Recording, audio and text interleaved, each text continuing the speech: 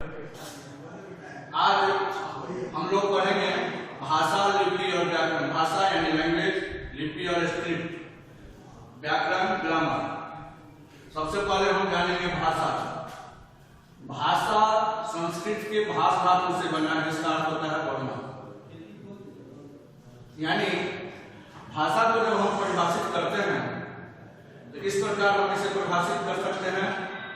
भाषा वह साधन या माध्यम है जिसके द्वारा हम अपने विचारों को बोलकर अथवा लिखकर दूसरों के सामने प्रकट करते हैं तथा दूसरों की बातों को सुनकर पढ़कर समझते हैं।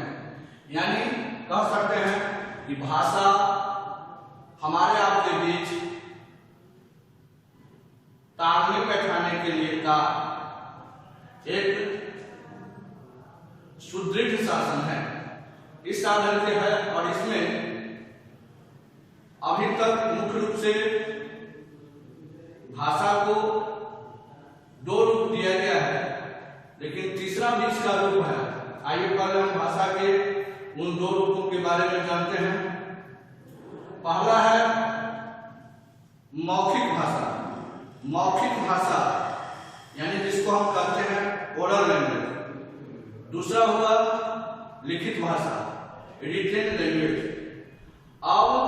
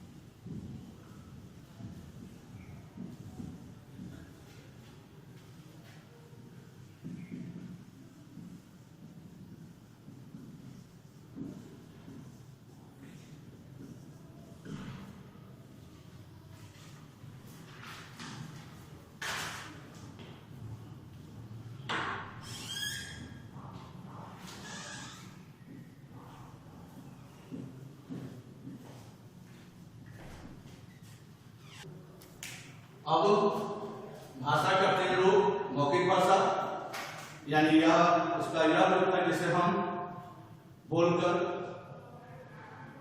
ही अपनी बातों को दूसरों के सामने पहुंचाते हैं, इसीलिए यह मौखिक भाषा कहा जाता है। जैसे अभी हम बोल रहे हैं, लिख नहीं रहे हैं, तो यह मौखिक भाषा के रूप में हुआ। कोई नेता या कोई भाषण देते हैं तो वह उसका मौखिक रूप होता है। हम समाचार पत्र पढ़ते हैं तो यह मौखिक भाषा हुआ। जब अपने यहाँ लिपि का आविष्कार हुआ तो मौखिक भाषा से हम लोग आ गए लिखित भाषा में। जैसा कि नाम से ही स्पष्ट है, लिखित भाषा यानी हम अपने भावों या विचारों को लिखकर दूसरों तक पहुंचाते हैं, यह लिखित भाषा हो जाती है। जैसे हम निबंध लिख रहे हैं, पत्र लिख रहे हैं, यानी हम जब लिखते हैं तो वह भाषा मौखिक न होकर के लिखित भाषा के रूप में हो जाती है। सांकेतिक भाषा, जब मनुष्य मौखिक भाषा का या लिखित भाषा का प्रयोग करना नहीं जानता था तो वह सांकेतिक भाषा का प्रयोग करता था। इसलिए अगर कहा जाए तो सबसे पहली भाषा जो है वह सांकेतिक भाषा है, जिसका प्रयोग अभी भी हम करते हैं। यह भाषा संकेत या इशारों के द्वारा हम प्रकट करते हैं, इसलिए यह सांकेतिक भाषा है। भारतीय संविधान ने 14 सितंबर 1949 को हिंदी को राजभाषा और राष्ट्रभाषा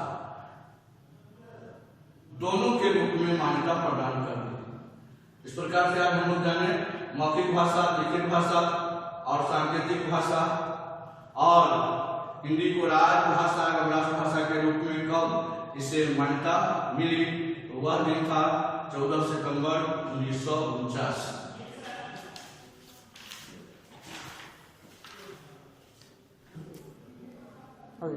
भारत एक विशाल देश है, जितना राज्य है उसकी अपनी जो है ना पहचान के रूप में उसकी अपनी भाषा है। तो जितने राज्यों के अलावा नेपाली, सिंधी, उर्दू, मैथिली, बोडो, ये सब भाषा का भी मान्यता यहाँ दिया गया।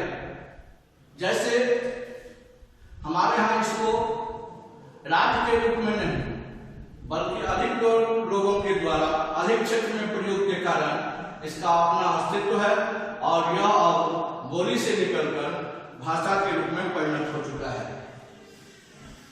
अब बोली, भाषा और बोली, बोली का अर्थ होता है बोलना। एक क्षेत्र विशेष में जो भाषा का प्रयोग हम लोग करते हैं वह भाषा न होकर के बोली कहलाती है। जैसे अपने बिहार में भोजपुरी, मैथिली भी पहले बोली के अंतर्गत ही था, लेकिन इसमें साहित्य रचना होने के कारण यह बोली से अलग होकर के भाषा के रूप में परिणत हो चुका है। लेकिन भोजपुरी अभी भी बोली के अंतर्गत ही है। अवध में अवधी है जिसमें रामचरितमानस लिखा गया, छत्तीसगढ़ में छत्तीसगढ़ी है, यह हो गया बोली। बोली के बाद हम लोग आते हैं लिपि, जिसको हम कहते हैं स्क्रिप्ट। लिपि का शाब्दिक अर्थ होता है लिपना, उभारना या चित्रित करना। लिपना, उभारना या चित्रित करना। और लिखने के ढंग को आप अंग्रेजी लिखते हैं, उर्दू फारसी लिखते हैं, अरबी लिखते हैं, हिंदी, संस्कृत, गुजराती, जो भी भाषा लिखते हैं आप, तो उसके लिखने का जो ढंग होगा वह उसकी लिपि होगी।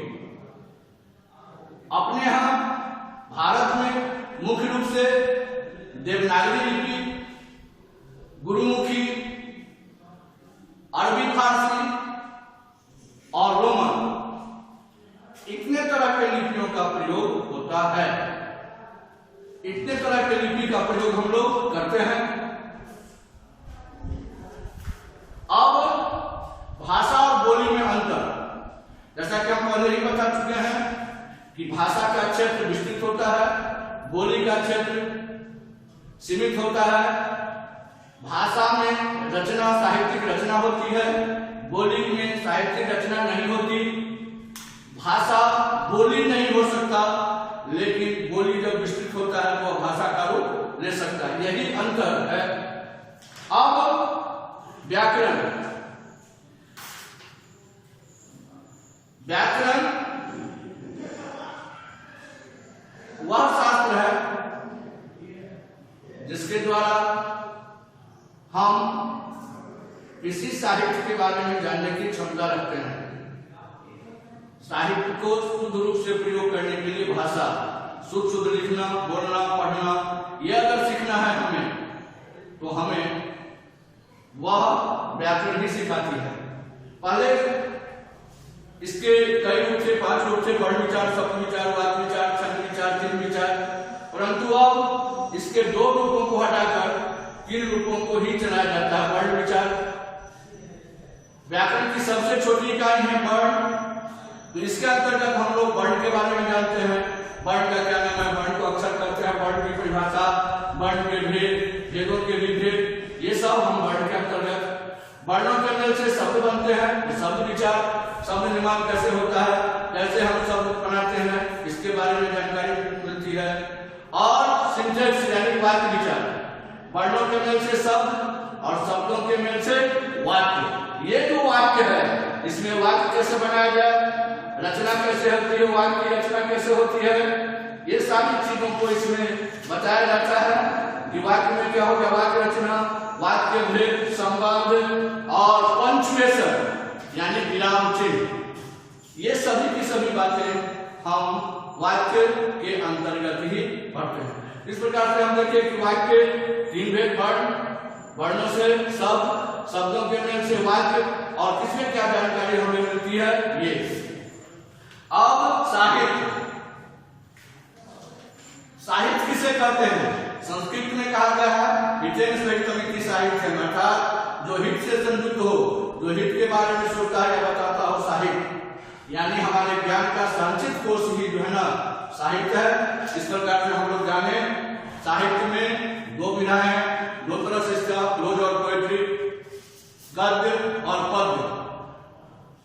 गद्य का क्षेत्र विस्तृत होता है, इसमें नाटक, कहानी, उपन्यास ये होते हैं, और पद्य में महाकाव्य, काव्य, कविता, ये सब का प्रयोग किया जाता है। इस प्रकार से हम लोग आज देखें कि भाषा किसे कहते हैं, व्याकरण किसे कहते हैं, लिपि किसे कहते हैं, साहित्य किसे कहते हैं, इसके कितने भेद हैं, कितने तरह की भाषाओं का प्रयोग किया जाता है, ये सब चीजों के बारे में जानकारी हमें मिली और हमने प्राप्त किया।